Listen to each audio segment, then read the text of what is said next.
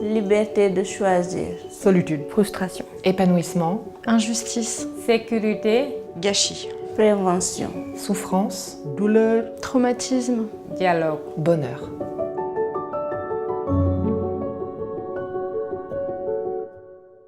Mon premier enfant, je l'ai à l'âge de 16 ans. Ici au Sénégal, avoir un enfant à 16 ans, c'est une honte. J'étais déçue que ce soit aussitôt. J'aurais bien aimé attendre. Je ne savais pas ce que c'était le préservatif. On ne m'a jamais dit.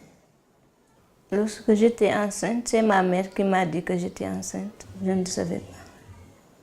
J'étais partie dans un mariage. C'est une de mes belles-sœurs qui m'a dit, voilà, toi là tu es enceinte. J'ai eu peur.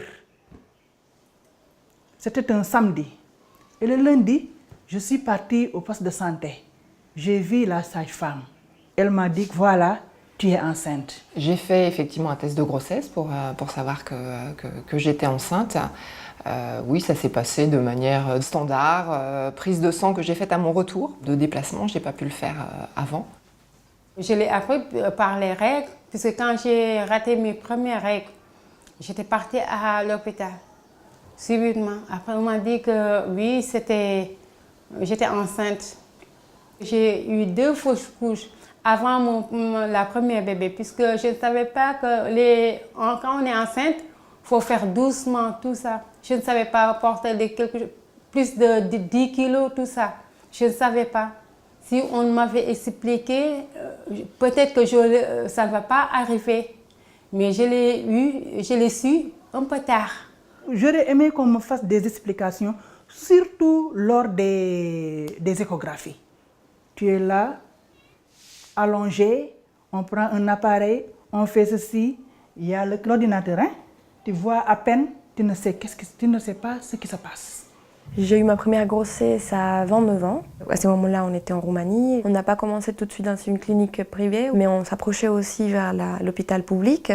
Donc c'était cet espace où il fallait donner un bakshish et la personne qui était à la porte, l'infirmier, la réceptionniste, pour avoir un traitement on va dire pour un traitement normal, que je trouverais normal pour quelqu'un qui est enceinte.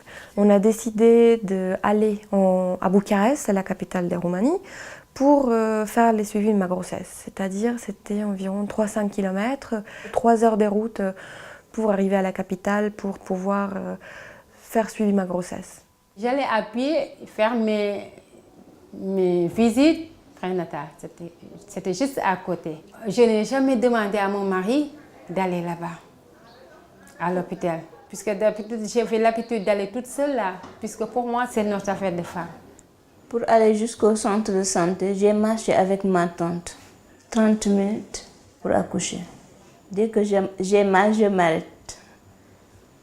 Et après, je continue ma route. Quand nous étions dans la voiture, nous allions vers Dakar. Mes parents habitent là-bas, vers Dakar. Et en cours de route, l'enfant est en train de sortir. On est stationné dans le premier hôpital qu'on a vu là-bas. On est entré, il y avait beaucoup de femmes dans cet hôpital-là. Toutes les tables sont remplies de femmes. Tables d'accouchement, dans cette salle-là. On m'a demandé d'attendre, alors que l'enfant est en train de naître. On attendait que quelqu'un finisse son accouchement pour qu'on me prenne, qu'on me mette sur la table. Il y a la gynéco, elle m'a dit que c'est l'heure, mais il faut attendre un peu. Il n'y avait qu'une seule pour accoucher. Mais il y avait 4 femmes qui étaient au travail. Il y avait 3 avec moi, c'est 4 qui étaient au travail. J'ai eu très peur quand j'étais sous monitoring pendant le travail, toute seule dans une salle avec mon conjoint, quand je voyais que le rythme cardiaque de mon bébé descendait sans remonter, qui remontait pas rapidement, et que personne ne venait, et que j'ai dû demander à mon conjoint d'aller chercher quelqu'un. J'ai eu très peur quand l'obstétricien, sans jamais m'adresser la parole, attendait les cuillères. J'ai eu très peur quand j'ai vu la peur dans les yeux des 2 sages-femmes et de l'obstétricien qui était censé être là pour nous, quoi. Et j'ai eu peur quand je poussais et que j'ai eu peur de mourir. J'ai vécu peut-être un peu de façon traumatique mon accouchement parce que je me sentis poussée vers une césarienne. Et c'était une boucherie que je me rappellerai toute ma vie. En fait, on est réveillé parce qu'on a toujours senti nos anges. Et je me rappelle non, je le vois encore très bien, on bougeait mes sanges, parce qu'il faut sortir bébé, donc on va forcer un peu. Et tu vois que ça m'a encore traumatisé un peu plus. Mon accouchement, mon premier accouchement était difficile et très compliqué. Parce que la sage-femme m'a dit que ton enfant là est trop gros. On va vous faire un forceps. On va augmenter les voies vaginales pour faire sortir l'enfant. Et c'est ce qu'on a fait, sans anesthésie, sans rien. Une tordée de douleur. Là, je le vois direct prendre les forceps et une sage-femme qui lui dit « Mais attendez, tout se passe bien, elle pousse bien, le bébé devrait sortir sans. » Et je comprends qu'en gros, les sages-femmes ne sont pas écoutées. Voilà. Moi, je ne suis pas trop en état de dire mon avis alors que je suis en plein travail. Et donc, il utilise les forceps, on sort le bébé et on me laisse toute seule avec lui. Qui me recoue. J'essaye de lui demander un peu ce qu'il est en train de faire. Et il me dit non, c'est rien, c'est des petits points, mais vous savez, cette zone-là, ça saigne beaucoup. Il me dit pas qu'en fait, c'est pas juste un petit point par-ci, un petit point par-là, c'est 3-4 points de chaque côté de la paroi, parce qu'en fait, il a fait des gros dégâts et que ça, il se garde bien de le dire. J'ai eu une péridurale, mais qui a mal fonctionné, parce qu'elle a fonctionné que d'un côté. Donc j'avais par ailleurs des douleurs assez fortes, c'est du côté droit que ça n'a pas fonctionné. La décision a été prise vers 1h du matin de réaliser une césarienne. Quelques minutes après être arrivée en salle, d'être préparée, d'avoir eu l'anesthésie, mon fils est arrivé 3 minutes plus tard. Puis ensuite, je vois à nouveau une agitation autour de moi. Et là, c'est l'assistant anesthésiste qui est venu me voir rapidement pour m'expliquer que je perdais du sang et qu'il fallait donc m'ouvrir à nouveau. Parce que donc, j'ai fait une hémorragie de la délivrance qui m'a fait perdre un peu plus de 2 litres de sang en tout. Donc très, très douloureux.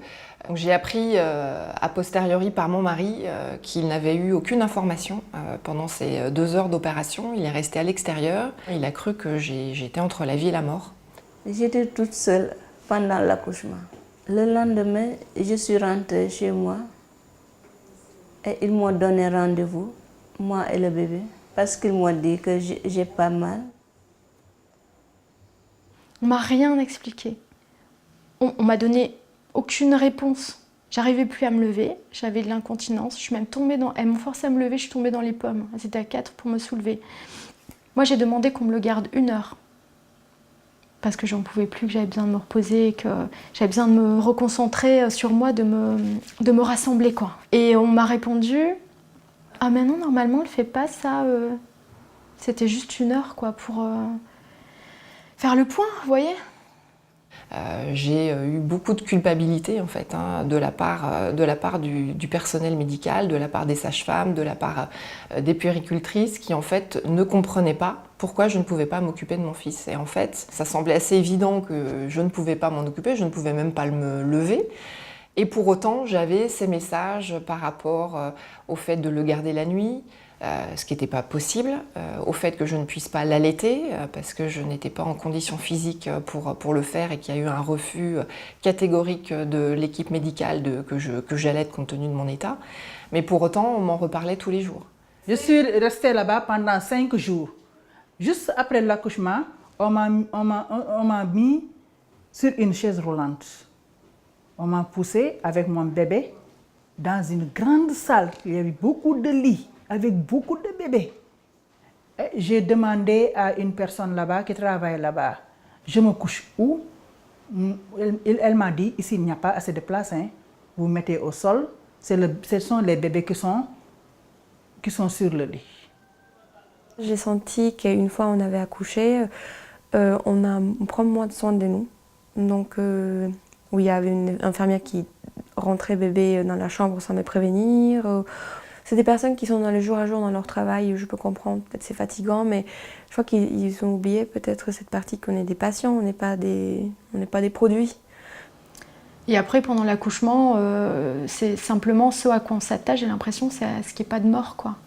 surtout du côté bébé. Mais alors les dégâts qu'on fait quand on sort le bébé, on n'en a rien à faire, quoi. On est un vagin, on est un utérus, on n'est pas une personne, quoi. Et le problème, c'est que moi, je dois vivre avec des séquelles maintenant, quoi. Ça a des terribles conséquences, mais on nous renvoie au fait que du moment que le bébé va bien, tout le reste, c'est secondaire. Et c'est vrai que c'est pas parce qu'on devient mère qu'on doit arrêter d'être femme. Et c'est vrai que j'ai senti de la part du corps médical un mépris par rapport à ces questions-là qui était désarmant. En tant que maman, je pense que je suis de plus en plus épanouie parce que je prends mes marques petit à petit, même si il a un sacré caractère, le petit. En tant que femme, même si je me sens mieux parce que là ça fait 2 ans et 3 mois, je me sens toujours mutilée, je me sens toujours bafouée et incomprise parce que c'est pas un sujet dont on va parler aisément. On peut pas parler autour d'une tasse de café ou de thé avec des invités ou des copines de son vagin, de son utérus, de son intégrité physique et sexuelle, quoi. Je crois que c'est Kundera qui a dit celui qui perd son intimité a tout perdu. Et ben c'est vrai.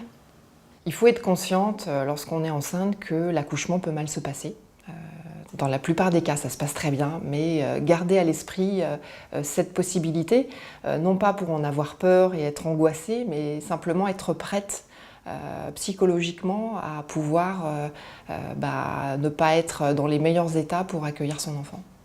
Ça a été le moment le plus difficile de ma vie et je me suis plus sentie femme.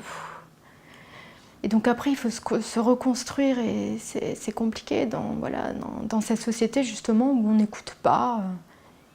Mon arrivée dans mon rôle de mère n'a pas été facile et ma vie de femme a été un combat à reprendre et voilà, là-dessus je n'ai pas lâché l'affaire mais j'aurais pu, donc c'est vrai que je m'en remets doucement.